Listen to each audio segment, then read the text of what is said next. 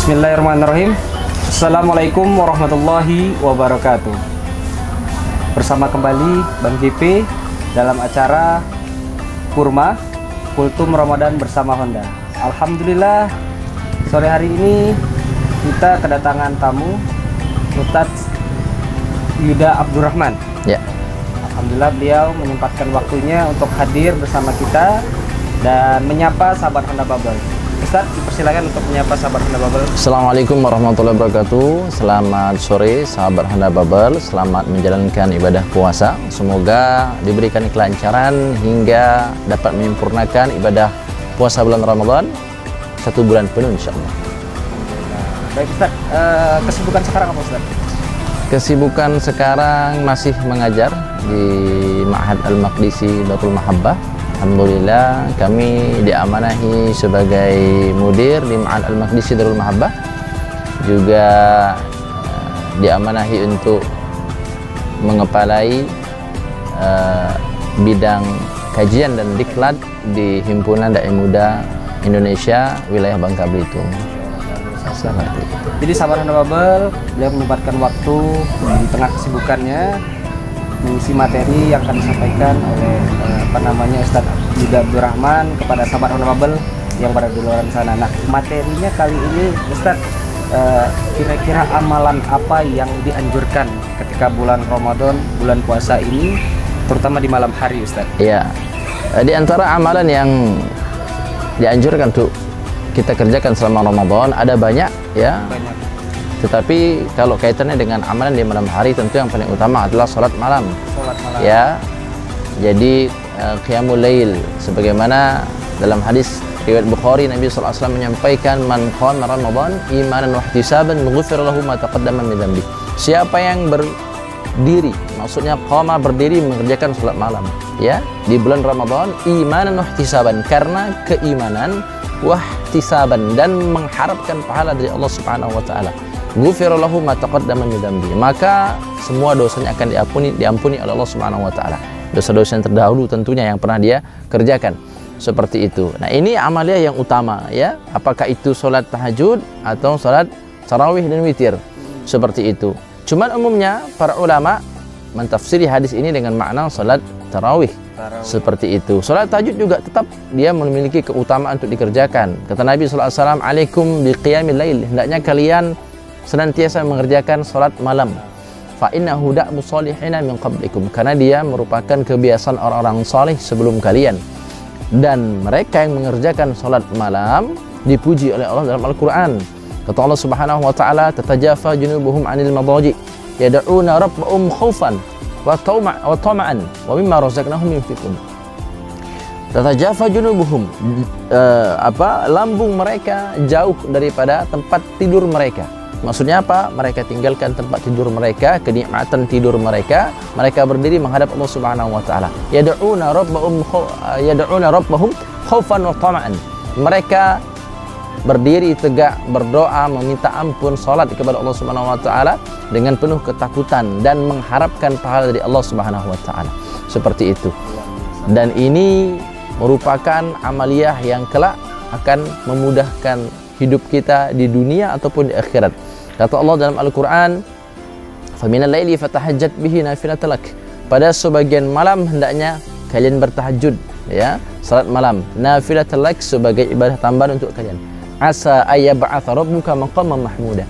Semoga dengan salat tahajud ini Allah Subhanahu wa taala akan menempatkan kalian di tempat yang mulia, di tempat yang terpuji. Di dunia dia akan dimuliakan, diberikan kemuliaan, diberikan tempat di hati masyarakat. Di akhirat pula dia akan mendapatkan tempat yang insya Allah diridhai oleh Allah Subhanahu wa taala. Seperti itu. Luar biasa penjelasan dari Ustaz Yuda Abdurrahman ya, terkait dengan anjuran amalan terbaik di malam hari pada bulan Ramadan. Tadi kalau nggak salah Ustaz menyampaikan ada sholat tarawih. Iya, betul. Nah, sholat tarawih. Di masyarakat kita sendiri itu banyak perbedaan rakaat. Ya. Ya. Ada yang 23 rakaat, ada yang 11 rakaat. Iya. Dari Ustadz Yuda sendiri bagaimana tuh pandangan terhadap perbedaan tersebut? Ya, baik.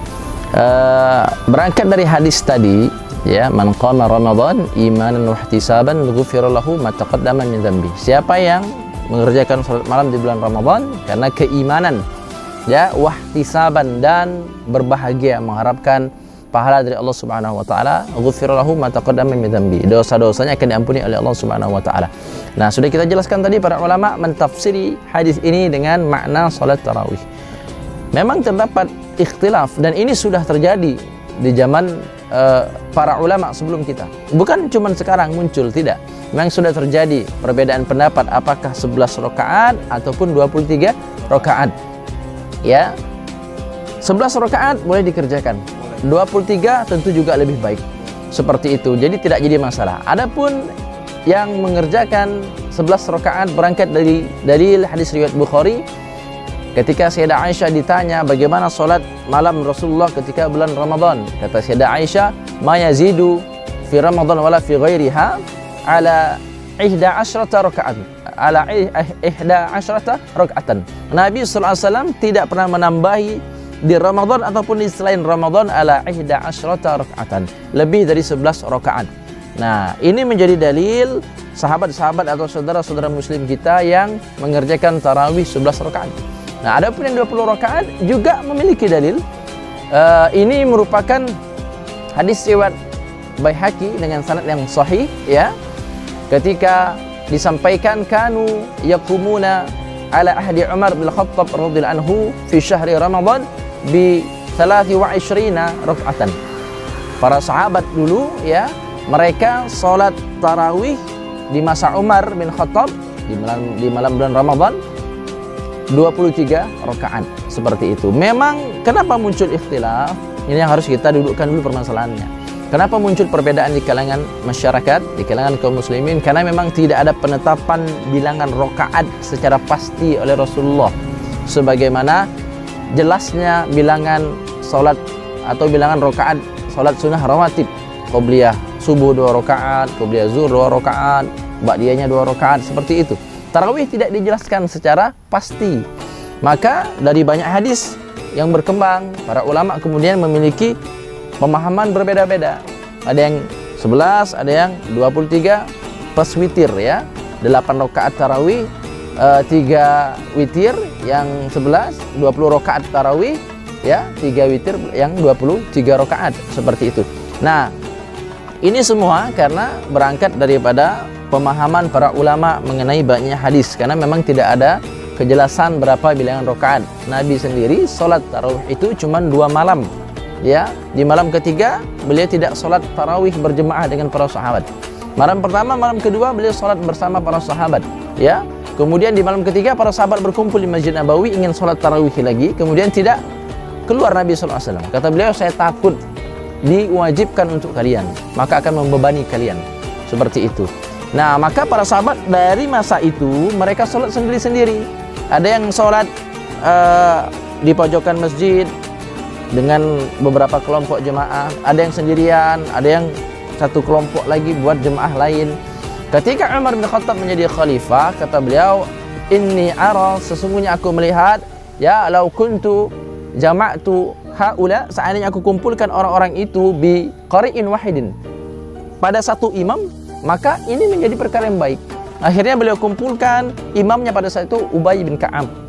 Nah, dikumpulkan dalam satu jemaah yang tadinya terpisah-pisah. Dikumpulkan dalam satu jemaah, maka mereka salat berjemaah.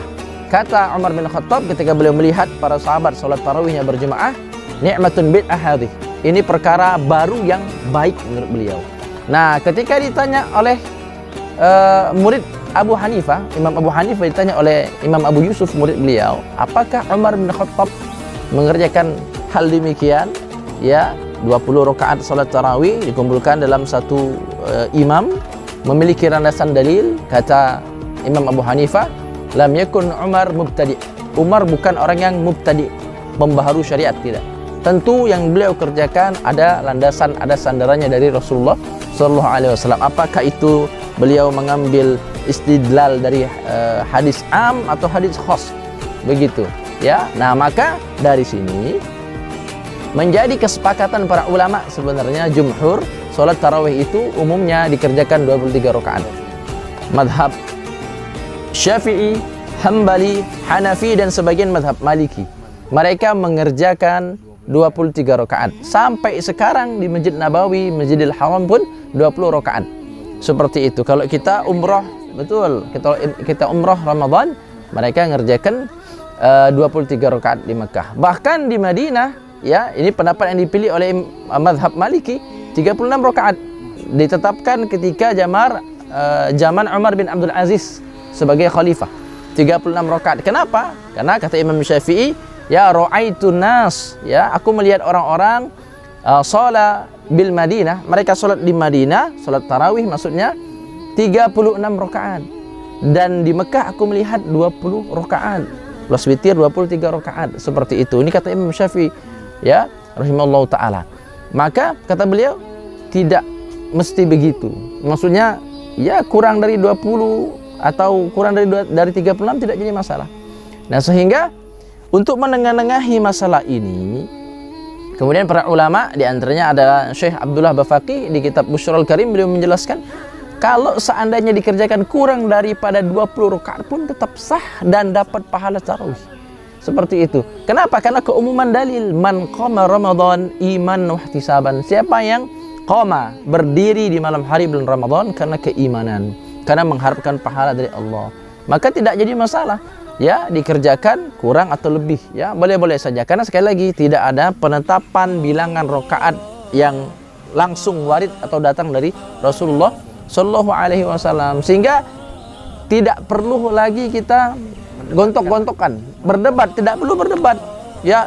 Yang 11 menghantam apa itu 23 rakaat, nggak ada dalilnya. Yang 11 juga sama-sama, 11 juga mana Nabi emangnya pernah. Akhirnya yang nggak sholat yang ketawa, begitu kan? Yang 11 nyerang yang 23, yang 23 yang 11. Yang nggak sholat ketawa. Untung saya nggak sholat. Kalau saya sholat mungkin saya ikut berkelahi mungkin.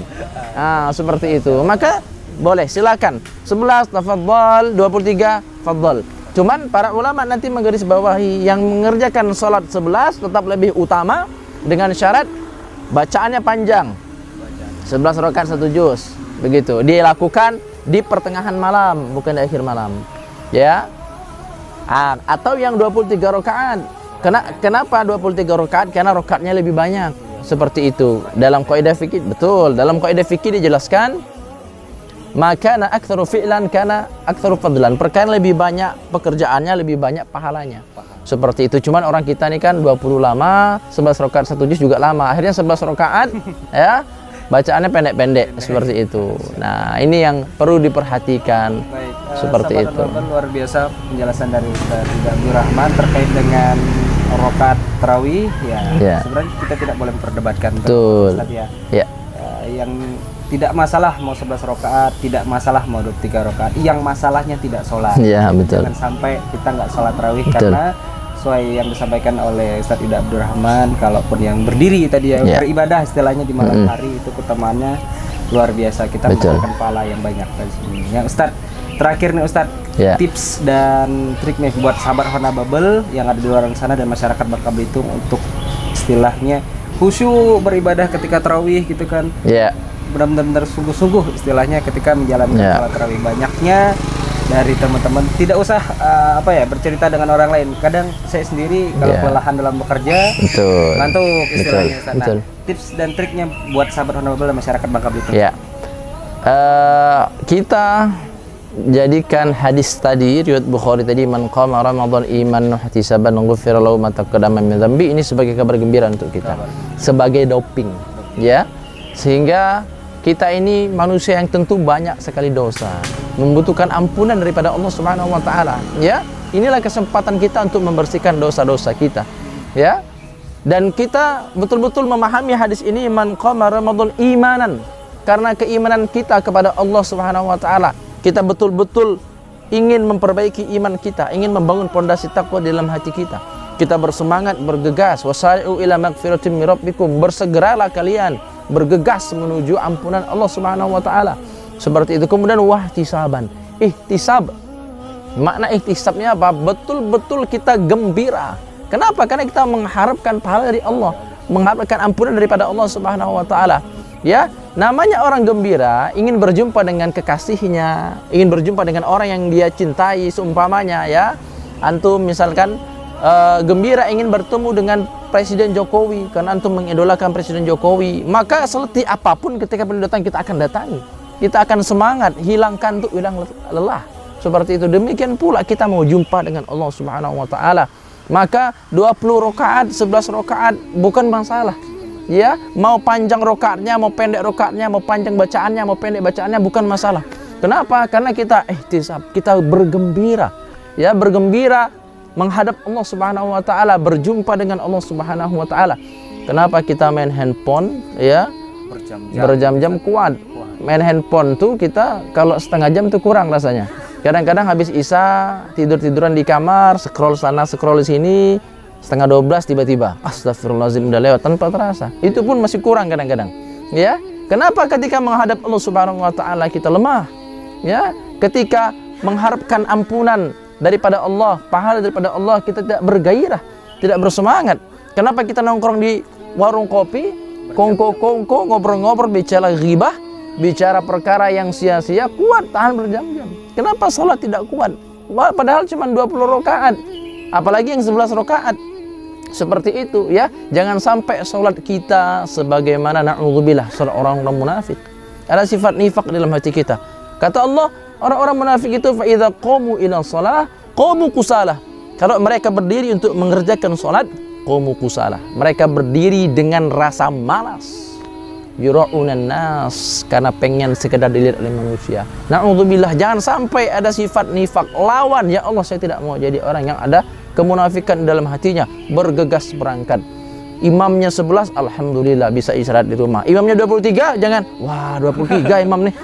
Ya, kita tetap bismillah, insya Allah saya sedang berjuang ingin menggapai cinta Allah Subhanahu wa taala, ampunan daripada Allah Subhanahu wa taala. Seperti itu. Tips dan triknya dari Ustadz Yuda Abdurrahman terkait dengan tarawih. Jadi teman-teman, ayo kita bergegas ya, kita kuatkan iman kita untuk sholat tarawih. Baik, terima kasih Ustadz atas penjelasannya. Kita akan bertemu dengan Kultum Ramadan lagi di episode selanjutnya. Siap. Saya Kiri, billahi taufiq hidayah. Wassalamualaikum warahmatullahi wabarakatuh.